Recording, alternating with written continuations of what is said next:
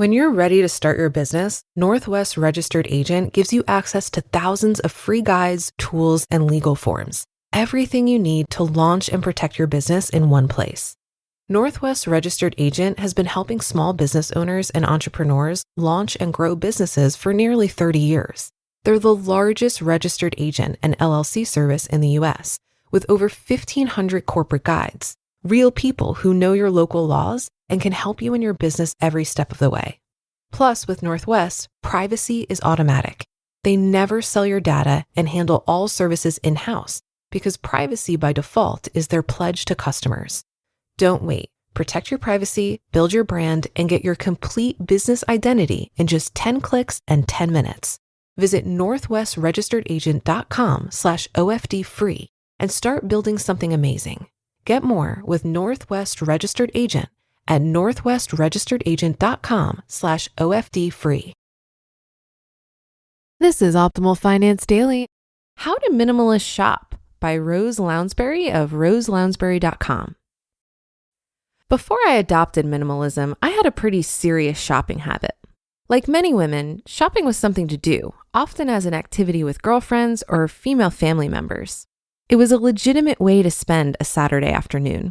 I tried not to spend too much during these outings, sticking mostly to the clearance aisles, scouring the store for deals. However, even clearance shoes and $5 shirts eventually add up, and I cringe to think of the bills I must have racked up on my credit card in those days.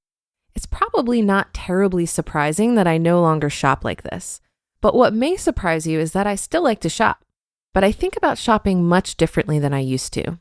Now I divide shopping into two separate categories. Category 1, shopping as activity, and Category 2, shopping as necessity. The first type, shopping as activity, is the kind described in the first paragraph. It's something to do, and it's not necessarily bad. If I do shop this way, which it may surprise you to know I still occasionally do, it's vital to keep the goal of the activity in mind. If you're shopping as activity, the goal might be female bonding, not actually purchasing. I can shop all afternoon like this and purchase nothing more than a nice coffee and some lunch and still find the experience positive because it allowed me to spend time with people I love. We could be shopping, or we could be going for a nature walk, or we could be playing volleyball. The end result is that we're together, and that's what matters. However, as I've adopted a more minimalist mindset, I find shopping as activity less and less appealing. It can feel strange to spend a few hours in a mall and not buy something. It's sort of like fasting at an all-you-can-eat buffet. Shopping as activity requires a certain kind of self-control. If you have a history of chronic shopping, shopping as activity is like a recovering alcoholic trying to just hang out and drink water at happy hour. It's not going to work. Know yourself and know if you can handle this type of shopping or not. Also, I've observed that women, myself included, tend to exert a subtle buying pressure on each other when shopping together. We say things like, "Oh, that looks so great on you. You should get it." I think our intentions are very admirable. We're trying to encourage and build each other up. It's the consumer equivalent of saying "nice hit" to someone who just knocked a line drive in baseball. But I think there are other better ways to bond and support each other. What would happen if you suggested a different type of bonding activity for your girl time?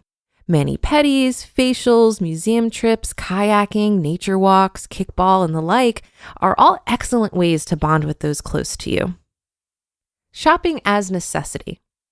Let's face it, unless you're planning to hand weave your next cocktail dress on your own personal loom, there are times you're going to need to shop. Shopping as necessity is all about going in with a clear and specific purpose. This is the main type of shopping I do now. Shopping as necessity means that I don't randomly browse a store looking for clothes. Instead, I have a specific goal in mind, such as cream-colored tunic top or good quality black leggings. I keep a running list on my phone of items I need to buy, which I refer to during these trips. Bonus of keeping a list like this, when you do have the chance to go shopping as activity, you have a set list of items you can buy without feeling guilty. My favorite part of shopping as necessity is that it frees me to move beyond the clearance rack. I used to think buying items on clearance meant I was finding deals. Actually, what I was finding was a bunch of ill-fitting, low-quality items that I didn't need. I was the quintessential girl with a closet full of nothing to wear, mostly because I had not strategically planned what I wanted to buy. Now my closet has many more basics, which I can switch and swap to make a variety of outfits. This is much easier, and I look better dressed than my old system. A word on impulse buys. Even though I try to make planned purchases, I sometimes have the occasional impulse buy. If I go into a store looking for a specific item and happen to see a dress I love, I might just buy it. I think that's okay. I'm not a robot, and minimalism is not meant to be a restrictive lifestyle. And since I have a lot less clothes and follow a seasonal capsule wardrobe, I know exactly what's in my closet at all times. Thus, I know that an impulse will actually suit my wardrobe. And I have no qualms about returning or donating items quickly if I get them home and they aren't as awesome as I thought they'd be. I hope this post gives you some food for thought when it comes to shopping. Cheers to looking fabulous and shopping purposely. You just listened to the post titled, How to Minimalist Shop by Rose Lounsbury of roselounsbury.com. One of my biggest goals for 2026 is finally building a dedicated travel fund without the guilt. I'm tired of stressing about money when I book a trip. So this year, I'm getting organized. Managing your money doesn't have to be a struggle this year. Monarch is the all-in-one personal finance tool designed to make your life easier. It brings your entire financial life, budgeting, accounts and investments, net worth, and future planning together in one dashboard on your laptop or phone. I've been using Monarch for years and love using it for my New Year's financial reset. It helps me review spending and set fresh budgets. Plus, their AI assistant gives me personalized answers instantly. This new year, achieve your financial goals for good. Monarch is the all-in-one tool that makes proactive money management simple all year long. Use code OPTIMAL at monarch.com for half off your first year. That's 50% off your first year at monarch.com with code OPTIMAL. This one goes out to anyone looking to buy a car. CarMax has all the options. You like options? Oh, yeah. Big options guy. Sure, you'll buy a car once you've seen all your options. All 45,000 of them. Sedans, pickups, four-wheel drives. They're all options when you're an options guy. CarMax even has options for how you shop, at home, online, or on the lot. Want to buy your way? Want to drive? CarMax. So unlike Rose, I've never been much of a shopper, which really benefited me when I was getting out of debt back in 2016.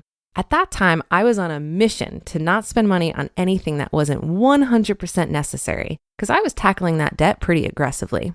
So I ended up hosting and attending clothing exchanges with my friends. We'd basically all clean out our closet, meet at a friend's house for Sunday afternoon mimosas and music, and we'd organize all the clothing by category. Then we'd all just have fun trying on each other's clothes, taking what we liked, and any leftovers were donated. I was able to get my clothing needs met by my friends who were so much more fashionable than me and have a ton of fun in the process. I'm a big fan of the phrase sharing is caring, and lucky for me, my friends like to share as well. So for example, the last wedding I went to, I really needed a new dress, but I wasn't finding anything I liked enough to actually buy. I ended up in desperation just posting on Facebook looking for a local lady my size to let me borrow something.